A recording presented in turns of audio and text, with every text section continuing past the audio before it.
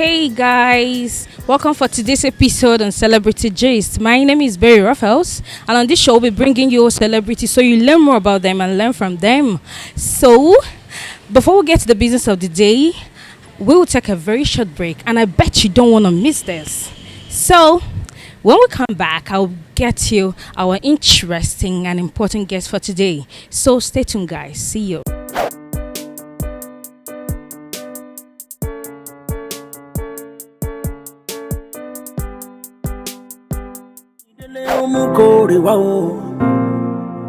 Mo ti gbáre ewé kan ò ní jábọ́ lórí igi kan lọ́hùn máa mọ̀ sí.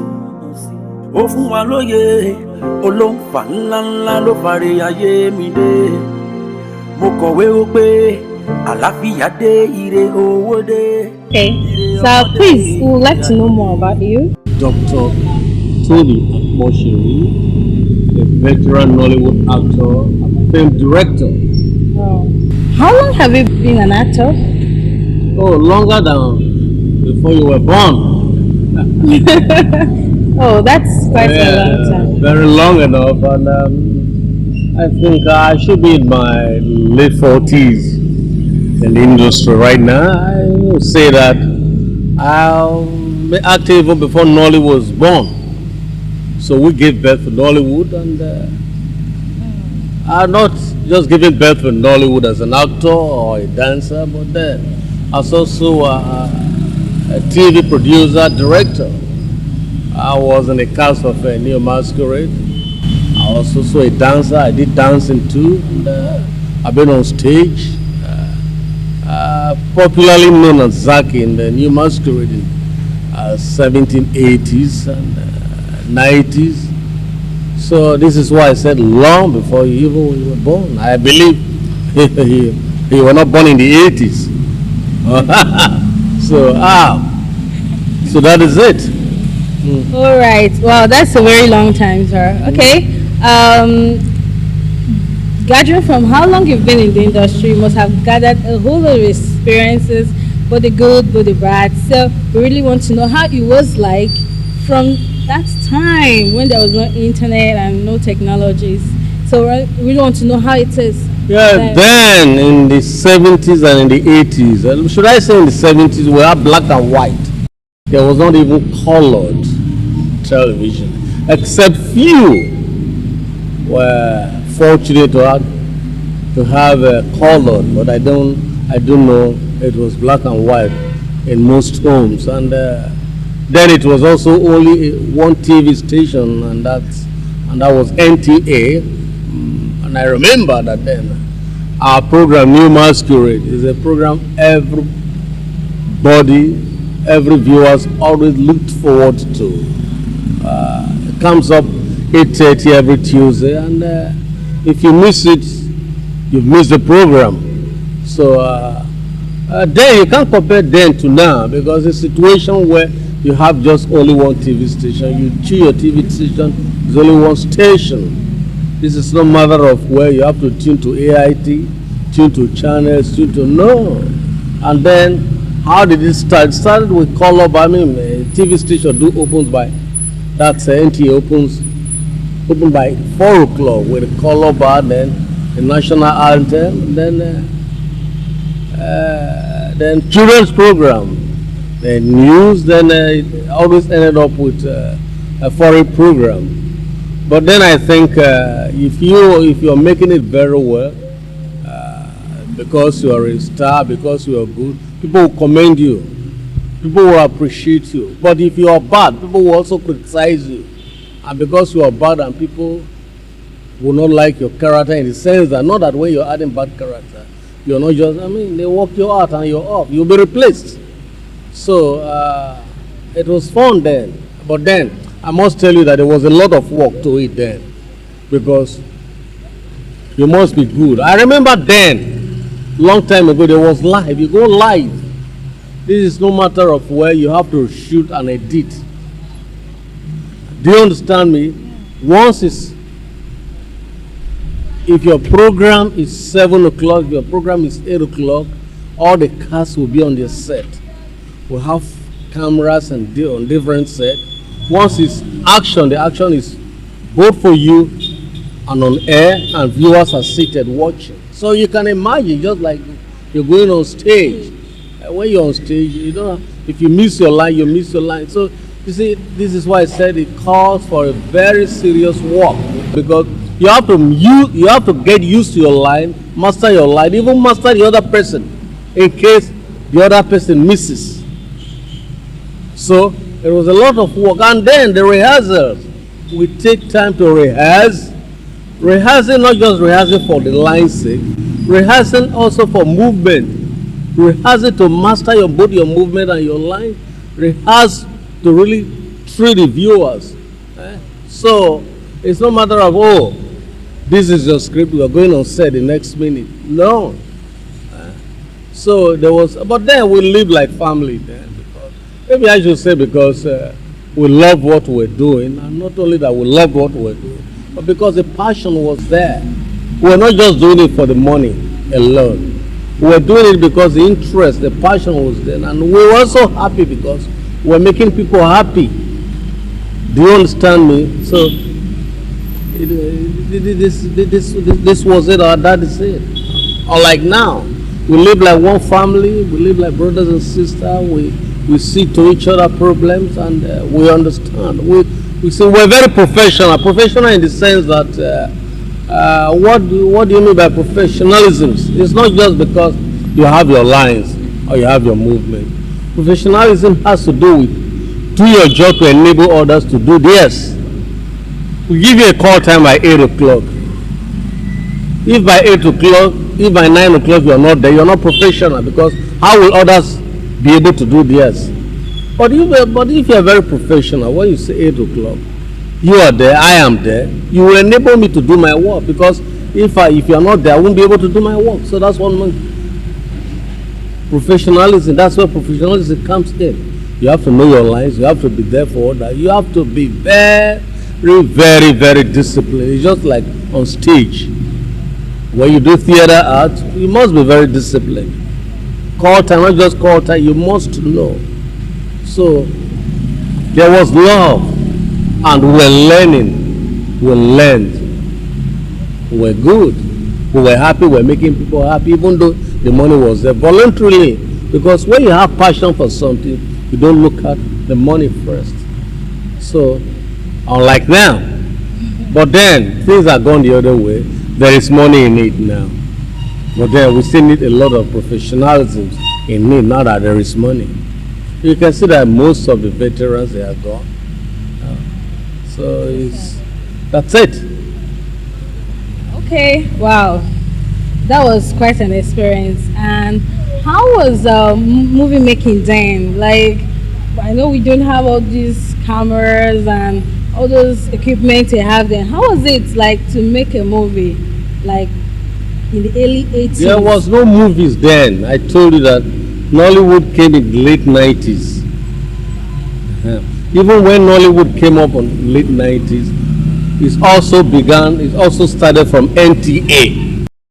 And you understand? Nigeria Television Authority.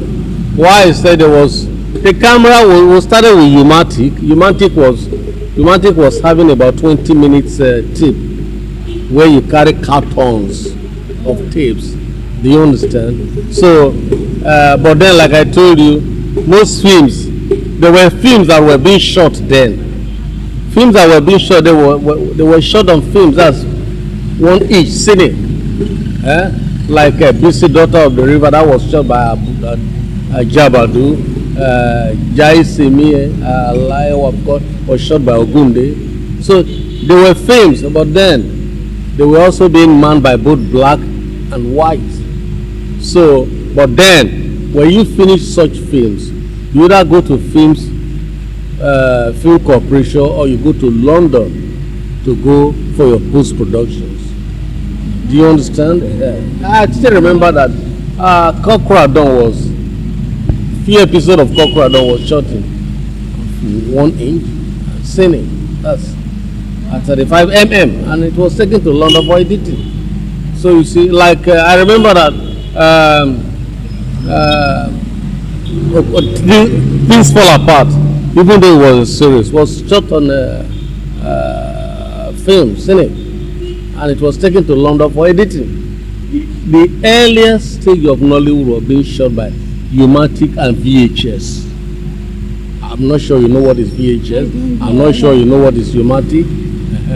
So this way, They're all outdated now. yeah, they are outdated now because we've gone digital. Yeah, we've gone digital, so we must flow with the tide. But I must tell you that those films that were shot many years ago, they were still very strong. Just like when you watch some of the films that were shot maybe in 18 something or in 19 something in London, if you watch it today, they're still very strong. Take for instance, if you watch The Good, the Bad and the Ugly, it's still very good. Yes. If you watch what is it called? The Gods Must Be Crazy, it's still good. If you watch Scarface, it's still very good. So it's professionalism and how you're able to manipulate the cameras there. Because the problem we have now is that some of these films are still good, but the storage, were they being properly stored? Do we have proper storage even in Nigeria till now? We don't have them. So the difference then is now the film will be metamorphosed from one stage to the other, and today we've gone digital, which is good. Then what? The only films you watched in cinema houses there were Indian films, Chinese films, American films. But today, we thank God, you can now watch Nigeria film, Nollywood, in cinemas. Okay, quick one. That was quite an experience though. I think I envy that though. So how do you compare the Nollywood of today to the one of 80s? Like what we have now, the digital part and the analog part. How do you compare them? How do you like the migration to, you know, you're already used to this other part of filmmaking. So how do you fit in, like migrate to this particular digital age? How do you say it? We are improving every day. Okay. Yes. What you have today is not what you can compare to yesterday, Yeah. except those that were shot on films, like I told you.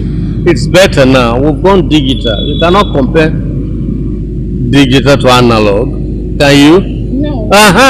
So we've gone better, and I discovered even our youth and the upcomers, the brain is there, and the intellect is very strong. So you can't compare it. Better now. What we're missing now is proper blocking when it comes to acting. Blocking in the sense that the acting, we can't run away from ourselves. We can't do Oyibo man thing past Oyibo man. Do you understand? Even though we try to live it, but is it that real in our true life and also homes? You see? It's not. This is why you have, when even Mnet is shooting today, they still want you to interject in your own language because it makes it real. So the difference is that we are trying to overcopy. We should not overdo it. We should not speak English past Englishman. Because some of the one when you speak, nobody they hear them. Break it down. Break it. I know we learn this thing. We bought this thing. We spent money in learning it. But then, what I think we should be real. We should be more realistic. You understand? We should play with nature. How is the mother Africa?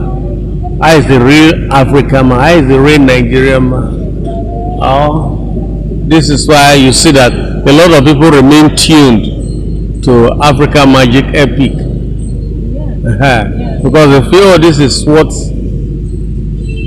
the real life. I think I once met a governor who told me that, look, the only station I enjoyed in African magic is Africa Magic Epic.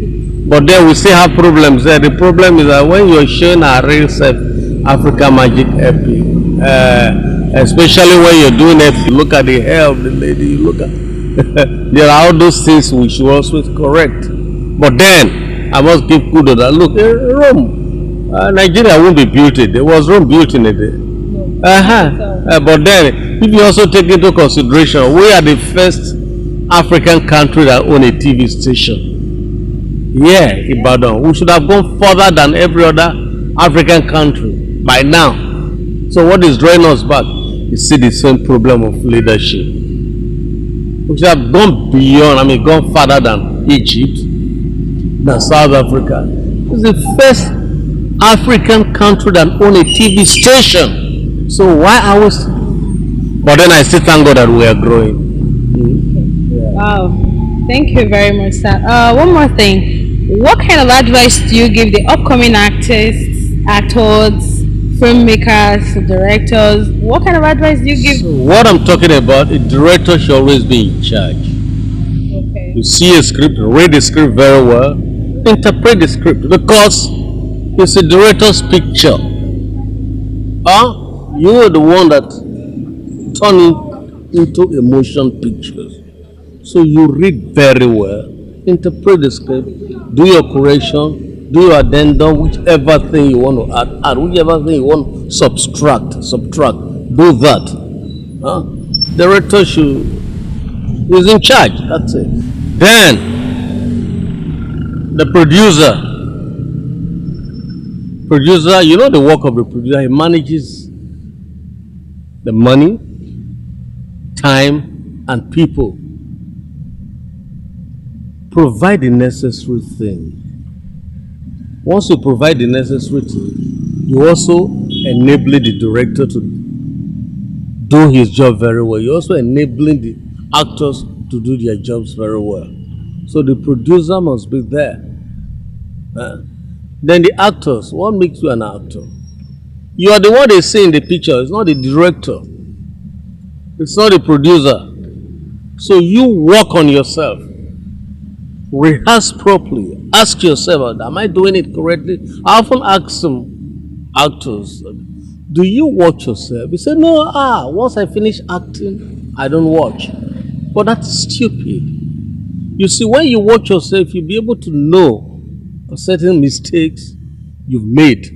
Oh, I would have done this way. Oh, why did I do it this way? Why did I do it that way?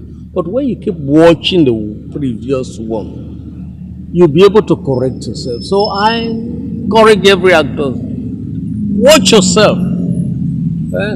Then, you as an actor, this thing that I'm doing, does it really worth it?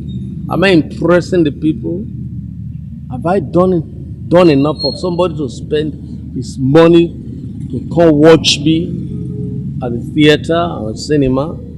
For somebody to spend his own hard-earned money to buy the CD or to buy the DVD, to buy the film. So it's you are the one that is saying the box. You see, I often told them this. Look, the moment you enter the set, forget every other problem. Then again, I will have a lot of producers who also play lead. So because I'm producing this film, I must play this lead. I must play this. Whether you play it well or not, you don't give a damn. If you are one is stopping you, once the flag is there, you want to produce, you have the money to produce, then act. Once you are on that set, forget whether you're the producer, forget whether this thing is not done there, this crew member is not made. Concentrate on your acting. Same thing goes to the directors, because I also know a lot of us also direct and act. You see, like me, once I enter that set, I forget whether there's something going on backstage. Because what the people will see is what you perform, your performance. So the actors, and you see, most now, the star actors, you see, you're not going to be there forever. The fact that you're making it now doesn't mean that you're going to be there forever. Someday you will come down. And you see, there are so many good actors today. But because of the attitude, they are not being used. So if you are very good, somebody will say, why don't you use James? James is very, James, no. I can't face the problem of James. So James will come at the right time. So James has an attitude and all that. Oh, there are a lot that has fallen by the wayside. So even if you are a superstar, calm down. Bring yourself to the level of even the waka pass, the level of the production assistant, flow with them. Because when you carry this attitude, you are the one that's feeling it. You're not going to be there forever. So do something that so when you leave the set, you can be called upon. This guy is old now, but let him come and play an old person. Let him come and play this. Why am I still on today? So I think there's nothing like humility. There's nothing like knowing your job very well. There's nothing like discipline. There's nothing like professionalism. If you put all this together, I'm talking to the upcomers, if you put all this together, and don't be desperate, because if you are being desperate, you're killing yourself. You are a girl, beautiful lady now. You want to play that role. I'll bribe this producer, this director with my body to get. If you are not good, you are not good. Do you understand? I'll pay for. If you are not good, you are good. So even if you are beautiful, I often told some of the directors, look, you're destroying some of these ladies too. The lady who said, look, I want to play the lead because I'm bringing the money. If I'm a director and I watch your movie and you play the lead because you produced it, and you messed yourself up, you didn't meet up. If I'm having an audition, if you come for the audition and say, this one, no, you didn't merit it. You're destroying yourself. People will keep talking bad about it. But then even if you're producing and you have the money you're producing, play a role you know that you can carry very well. You can play even a waka pass. You can play even a role that has just one line. So somebody will watch you and say, I like what that girl did. I like what that guy did. I can try him for so. From there you're up.